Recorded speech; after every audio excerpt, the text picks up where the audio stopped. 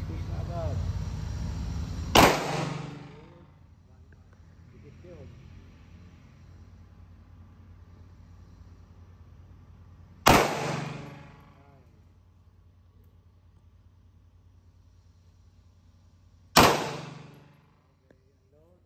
Ayos. Pero ba't kalat? Dapat sa C mo kasi ilagay. Yung C, ayun yung dun yung C oh. Target ko na kung saan yung butas na pangalaw ko. Hindi, dun lang sa C. Yung letter C mismo. Doon mo lang ilagay. Ito dito lang siya oh. Yung dot, dito mo ilagay. Dito parate. Dito lang parate oh. Pag ito, bababa talaga siya. Kailangan dito para lang ng tama mo dito.